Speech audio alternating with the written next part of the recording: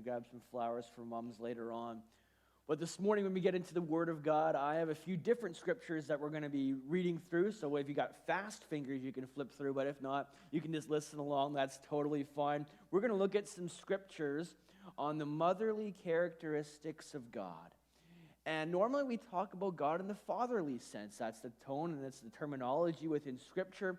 But we look at Scripture throughout and we see, you know what? Humanity was created in God's image. And so we don't want to leave the mothers. We don't want to leave the women out of saying, well, where did this come from? We can look at some scriptures today and see how God has those certain characteristics within him that he bestows upon us that sometimes we just relate to our moms. And so the first scripture we're going to look at is in Deuteronomy chapter 32.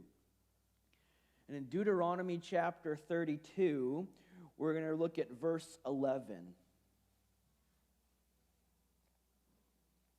So Deuteronomy chapter 32, verse 11 says this: God cares for his people like an eagle who stirs up its nest and hovers over its young, like an eagle who spreads out its wings to catch and to carry their young.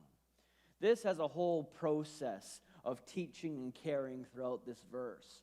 And as the eagle prepares its nest, there's that preparation side to parenthood. There's that preparation side to how God cares for you. There's that preparation side that we can see as parents, or you as moms, or you as just general people, of saying, you know what, there has been people who've gone before me, prepared the nest, prepared the home, prepared the activity, prepared the lunch before school, prepared the necessary terms for the conversation and for the presentation.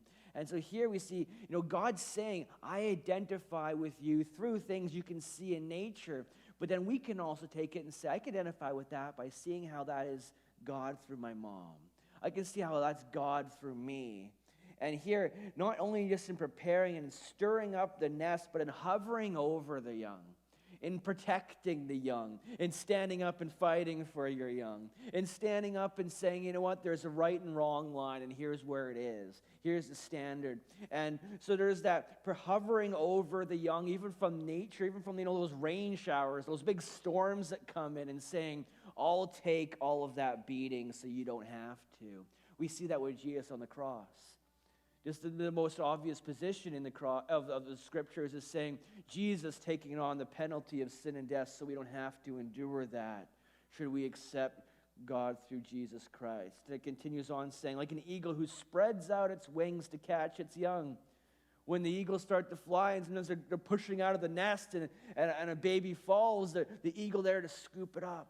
The eagle there to scoop it up. And then sometimes as moms, you're there to kind of protect your young that are taking a weary step off the edge, and they don't really know what the fall will be like. They continue the prayers over their children. They continue to be there and offer forgiveness and welcomeness back into the family, is saying, I understand what you've done, but I forgive you. And the carrying of the young. We see in Scripture how God carries his people through all kinds of exile, through all kinds of discipline, through all kinds of verbal correction. And here we see that in our moms. They carry us through certain phases. So we're thankful for our moms today. But we're also thankful that we can see that God is the example that has set the course for our moms. He's instilled that within our moms because they're made in his image. And here he's using nature around to see, we can see that in his creation all around us. The second scripture I want to look at is Psalm chapter 22. Psalm chapter 22, we're going to read a couple of verses there, verses 9 and 10. Basically, I think this one we're just going to sum up some of these scriptures. But Psalm chapter 22, verses 9 and 10. It says how God is concerned for his people like a midwife who cares for the child that she's delivered. Where right from delivery of the womb, we are put in a position of trust. And here, it's not so much that he's putting himself in the terminology of a mother giving birth, but he's saying as the caregiver, as the initial one who's that midwife, that doula, that nurse, whatever it might be in our situation, who's catching and receiving the baby, who's pulling it out of a C-section surgery type of scenario. He's there doing something that maybe that our earthly parents couldn't do, but he's providing those early cares to say, I didn't let you just fall on this earth. I didn't let you just go off and, oh, well, you're born now, figure it out. God's saying, no, I scooped you up, I cleaned you off. I cared for you when you couldn't and you had to trust in me. He put us in a position of trust where he says, you're basically defenseless on your own. Here, let me help you. Let me show you the way initially through life. And our moms are like that. We take a terminology and we put it over here and we say, our moms care for us. Our moms give us this approach where we can trust in them when we don't know what to do in this life. Our moms, they pick us up and they clean off our wounds. Our moms, they're there when we're just not really sure what's all happening around us. The lights are bright and there's people looking at us with masks on. And it's like, what's going on? And our moms are right there to help us bring stability in those moments. And here God's saying, that's what I do for you. But he puts it in terminology to say that's what a midwife does for you when you're born. And here we look around and say, our moms have done that numerous times, not just when we initially came into the breathing on our own outside of our mom's womb, but even still today. And those characteristics, they come from God Almighty. And he's instilled that into our society, in things we just take for granted, things we don't even realize. And God's saying, that's me. That's what I'm doing for you. And so we're thankful for God showing us these things that he's had at work and at play in our lives. But we're thankful to those who are around us that God has put in our life, opportunities we have to step into those roles for other people, to care for them as well. The next scripture is from Isaiah chapter 49. Isaiah chapter 49 and verse 15. He continues talking about mothers in their initial parenting of their children. Isaiah 49:15 says, God will never forget his children, like a mother will not forget their nursing child. Even more so, God says he will always remember you. He throws that last phrase in there because we might put a little exception to that. So, well, some moms, maybe they do forget. Some moms, maybe they do neglect their child that they nursed. And God says, well, even more so, I won't forget. The first part is where he gets that longing, that connection between a mother and child that he focuses on here, and saying there's that connection between you and your mom. Regardless even of the care that you received compared to the care someone else received, there's the connection there. He's like, that's the connection that I have with all of you, my children. That's the connection of a birthing mom, of a nursing mom. And he's saying beyond that, he's like, I even go deeper than that.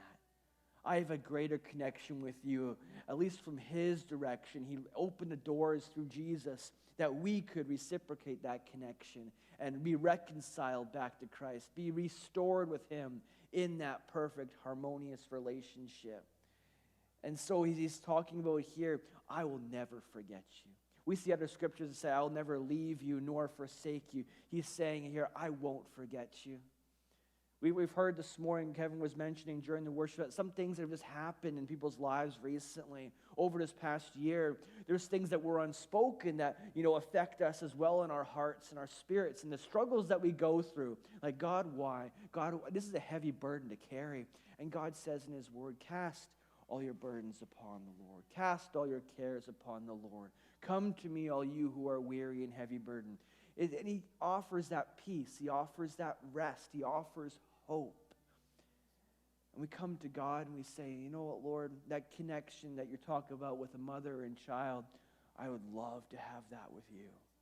That's where his arms are open wide, saying, and not just for us here today, but for your wayward children and your wayward grandchildren, for your neighbor who's tough to deal with over the fence, for that person you go to work with and you just would rather skip by their office and hope the door's closed this morning. But he's saying, I long to have that connection. I'll never forget you, which also puts into play, there's nothing you can do to out-sin God. His love is always available for you. You return to God, he's there with open arms. He's saying, I am your God. I'll never forget you. Even when the prodigal son is all spent on the inheritance, doing all kinds of loose living, the father's watching for the return. And here he's saying, like that nursing mother, I'll never forget you. Look at God as that true parent that you need in your life. And look around you as well and be thankful, as we were earlier, for the times when our moms have been there for us, for the times when our moms have been our strength, for the times when we've been in need of someone and we've been reminded that we're not forgotten. We've been reminded that we're not alone. The next one's a couple chapters over, Isaiah chapter 66, verse 13. It continues in that same sort of attitude and approach. Isaiah chapter 66, verse 13 says, God comforts his people like a nursing mother. Now he's taking it from the midwife scenario, from a nursing mother and the non-forgetfulness, the connection and relationship that's there to say, oh, I comfort my people like a nursing mother. Having had 3 boys recently in our house that were newborns, the nursing mom doesn't always get the baby when the baby's all cool and cuddly and ready for sleep. Sometimes he gets the baby nursing when it's just throwing fits and punches and scratches and kicks and yelling and screaming. And you can't calm this guy down. And he said, I'm there to comfort you like a nursing mother. The comforting of, those cool cuddling times when they can't let go of you and they won't let go of you. But there's also those other times when you're a nursing mother and you have all the confusions and the frustrations and the fights over, I'm trying to help you, I'm trying to comfort you, and God's saying, I'm just like that. Sometimes we come to God with our arms open wide and we say, God, we're here. Sometimes we have our back turned and we're plugging our ears as God's trying to communicate with us. And God's still saying, I comfort you like your nursing mother. I comfort you like a nursing mother. And that's where we can see, you know what, moms? You get some of these natures from God himself. We wonder sometimes how it is that we come about these things. And we read in Scripture that, we are created in God's image. It's not by accident that you are the way you are with your kids. It's not by accident that your mom was the way she was with you. It's not by accident that you can be that for someone else still in this life. The final scripture that I want to look at this morning is Hosea chapter 13. It's a little further along. Hosea chapter 13, verse 8. Brings in a different character of our moms, of God. But he uses this example from nature once again. Hosea chapter 13, verse 8 says, God experiences the anger of a mother bear who's been robbed of her cubs. We can picture that in nature, and we understand that you don't want to get between a mother bear and her cubs. We've heard this morning, it's insinuated you don't want to get between a mother and her children. That protective nature, that ability to protect, that ability to say, you know what, I'm stepping in, kids. Take a back seat for a moment. I'll fight your battles for you. And that's the God we see throughout Scripture, where he says, trust in me, I will fight your battles for you. I've declared you victorious, not because necessarily of things you've done, but because you've allowed me to go ahead of you and to prepare the way. You've trusted in me for the victory to be won, for it to be yours, to embrace the spoils of war, but I'm the one who's gone and fought for you. We can look at situations in our lives where we're thankful for our moms in some moments like that, where she's gone to battle for us. She's made that phone call when you've come home from school and you got a bloody nose or a ripped shirt. And she stood up for you when someone was yelled at you who's not supposed to be yelling at you, type of thing. And you have God here saying, yeah, I do that for you too. In the spiritual. We can look at that and say, God, I don't think you did it to the conversation I had yesterday. Wish you would have been there to say the words that I couldn't. But here, he's saying, I'm fighting the spiritual battles for you. I'm going to war against the enemy. And I will already tell you that I'll be victorious. You're on the winning team. The assurance we can have with a mom who stands by our side and the understanding that it comes right from God himself. And moms, that God has instilled these things in your heart. So continue. Don't fight those things. Don't say, I guess I got to be a little bit more passive about it. Look at why he's doing it. He's doing it for our sake. He's not doing it just to win a fight. He's not doing it just to put an example in his scripture that we can identify with in nature. He's saying that this is already something I've put around you to show you who I am. So let's be thankful for our moms. Let's be thankful for God. Let's be thankful that God has not left us to do our own bidding, to fight our own battles. That God has not left us just to care for ourselves and find things out on our own. But that teaching, that nurturing, that protecting, that comforting, yes, we can see it in our moms. Yes, we can see it in other aspects of creation.